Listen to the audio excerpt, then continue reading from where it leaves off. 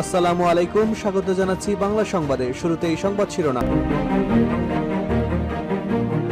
বাংলাদেশের সর্বশেষ গুরুত্বপূর্ণ আপডেট সংবাদে আপনাকে স্বাগত। শুরুতে সংবাদ শিরোনাম, পরে বিস্তারিত। প্রথমেই জানা গেল সাংবাদিক তুহিন হত্যার কারণ। গাজীপুরে প্রকাশ্যে সাংবাদিক আসাদুজ্জামান তুহিন হত্যার নেপথ্যের কারণ জানিয়েছে পুলিশ। হত্যার পর প্রাথমিক তদন্তে জানা গেছে চাঁদাবাজি নয়, বরং বাদশাহ নামের এক ব্যক্তির উপর হামলার ঘটনার ভিডিও ধারণ করায় খুন হয়েছেন ওই সাংবাদিক। আজ পুলিশের অতিরিক্ত উপপুলিশ কমিশনার মোহাম্মদ রবিউল ইসলাম এই তথ্য নিশ্চিত করেছেন। এরপর সাংবাদিককে কুপিয়ে হত্যার ঘটনায় জামাতের বিবৃতি। গাজীপুরের সাংবাদিক তুহিনুজ্জামান তুহিনকে কুপিয়ে হত্যার ঘটনায় তীব্র নিন্দা ও প্রতিবাদ জানিয়েছে বাংলাদেশ জামাত ইসলাম। আজ দলটির সেক্রেটারি জেনারেল সাবেক সংসদ সদস্য অধ্যাপক মিয়া গোলাম পরোয়ার গণমাধ্যমে পাঠানো এক বিবৃতিতে এই নিন্দা জানিয়েছেন। এদিকে জামাতকে ক্ষমা চেয়ে নির্বাচনে অংশ নেওয়ার আহ্বান দুদুর। বাংলাদেশ জামাত ইসলামীকে ১৯৭১ সালের ভুলের জন্য নতুন করে ক্ষমা চেয়ে আগামীর জাতীয় সংসদ নির্বাচনে অংশ নেওয়ার জন্য আহ্বান জানিয়েছে বিএনপির ভাইস চেয়ারম্যান শামসুজ্জামান দুদু। আর জামাতের প্রতি আহ্বান জানান তিনি। এদিকে নির্বাচনী জোটের রূপরেখা নিয়ে কাজ করছে বিএনপি। আজ থেকে মিত্রদের সঙ্গে তারেক রহমানের বৈঠক। ফ্যাসিবাদ বিরোধী যুগপৎ আন্দোলনে মিত্রদের সঙ্গে নিয়েই ত্রয়োদশ জাতীয় সংসদ নির্বাচনের পথে হাঁটছে বিএনপি। দলটির প্রতিশ্রুতি রয়েছে যুগপৎ মিত্রদেরকে সঙ্গে নিয়ে তারা আগামীর নির্বাচনে অংশগ্রহণ করবে। কারণে দলের হাইকমান্ড অর্থাৎ তারেক রহমান লন্ডন থেকে ভার্চুয়ালি বৈঠক করতে শুরু করেছেন। এবং সর্বশেষ ভেনেজুয়েলার প্রেসিডেন্ট মাদুরোকে ধরিয়ে দিতে পারলে যুক্তরাষ্ট্রের $5 কোটি পুরস্কার ঘোষণা। ভেনেজুয়েলার প্রেসিডেন্ট নিকোলাস মাদুরোকে গ্রেপ্তারে সহায়তার তথ্যের জন্য পুরস্কারের পরিমাণ বাড়িয়ে $5 কোটি করেছে যুক্তরাষ্ট্রের। আগের পরিমাণ ছিল $2.50 কোটি। প্রিয় দর্শক, এতক্ষণ শুনছিলেন সংবাদ শিরোনাম, এবারে বিস্তারিত। তবে তার আগে বন্ধুরা, অনুরোধ থাকবে এই সংবাদটিতে একটি লাইক দিন। এই চ্যানেলে আপনি নতুন হয়ে থাকলে আমাদের সংবাদটি দেখতে দেখতে চ্যানেলটি সাবস্ক্রাইব করে রাখুন। কমেন্ট করে বন্ধুরা আপনার মূল্যবান মতামত জানিয়ে দিন আপনি বিশ্বের কোন দেশ থেকে বা বাংলাদেশের কোন স্থান থেকে আমাদের সংবাদটি দেখছেন এবং শুনছেন। আর বন্ধুরা, এই সংবাদটি আপনার সোশ্যাল মিডিয়া ফেসবুকে শেয়ার করে বন্ধুদেরও দেখার সুযোগ করে দিন। এবারে বিস্তারিত। জানা গেল সাংবাদিক তুহিন হত্যার প্রকৃত কারণ।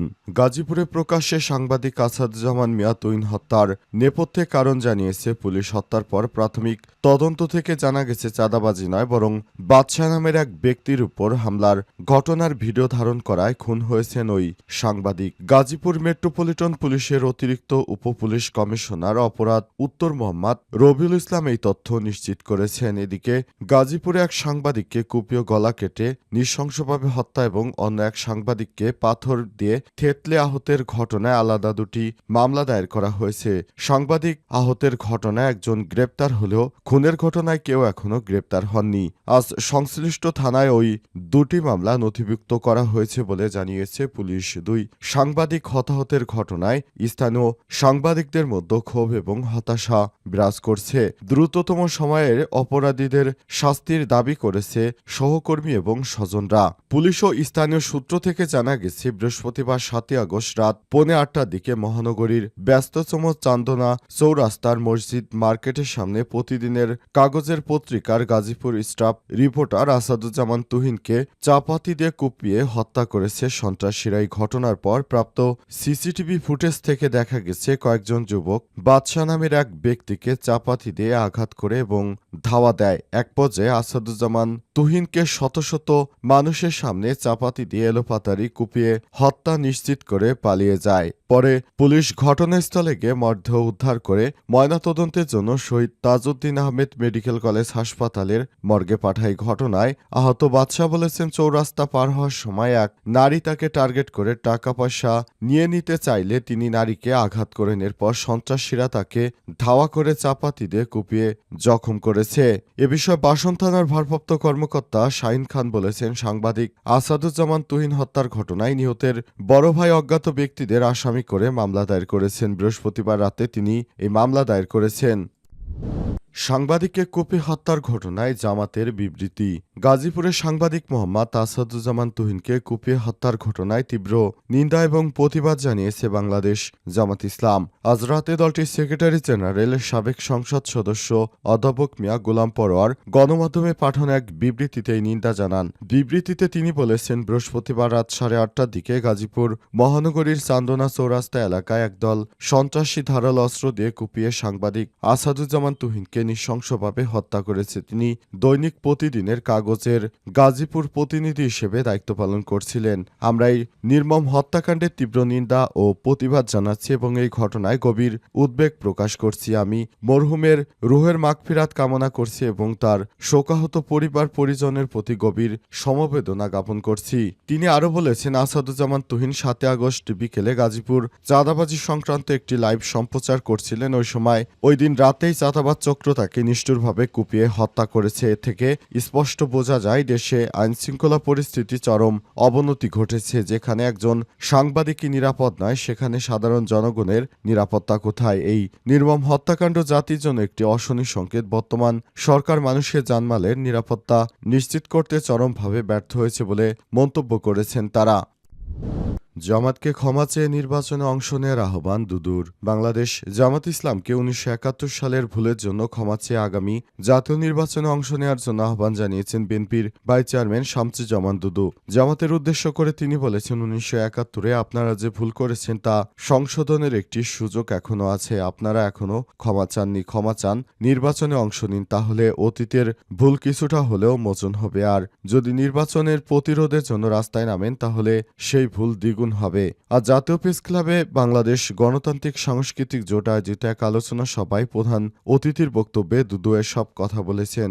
জামাতের উদ্দেশ্যে বিএনপির এই নেতা আরও বলেছেন, জামাত ইসলামের নেতাকর্মীদের অবশ্যই মনে রাখতে হবে তারা 1971 সালে মহান মুক্তিযুদ্ধের সময় বিরোধিতা করেছিল। সুতরাং এই ধরনের কর্মকাণ্ড পরিচালনা করার জন্য তাদের অবশ্যই জাতির কাছে ক্ষমা চেয়ে তারপর নির্বাচনে অংশগ্রহণ করতে হবে। অন্যথায় তারা যদি নির্বাচন বানচালের চেষ্টা করে যে কোনো ষড়যন্ত্র রুখে দেবে বিএনপি বলে মন্তব্য করেছেন বিএনপির এই নেতা। তিনি আরও বলেছেন, আমরা এমন একটি নির্বাচনের মাধ্যমে সুষ্ঠু সরকার গঠন করে ক্ষমতায় যাওয়ার জন্য দীর্ঘদিন ধরে অপেক্ষা করছি, কিন্তু আমাদের ক্ষমতায় যাওয়ার জন্য প্রধান বাধা হিসেবে এখন 1971 সালে স্বাধীনের সময় যাদের বিতর্কিত ভূমিকা ছিল তারাই আমাদের নির্বাচন করে ক্ষমতায় যাওয়ার জন্য নানাভাবে প্রতিবন্ধকতা সৃষ্টি করছে। সুতরাং তাদের কাছে বলবো, আপনারা ক্ষমা চেয়ে তারপর নির্বাচনে অংশগ্রহণ করুন, অন্যথায় এদেশের জনগণ আপনাদেরকে আর কোনো ভোট দেবে না বলে মন্তব্য করেছেন বিএনপির ভাইস চেয়ারম্যান শামসুজ্জামান দুদু।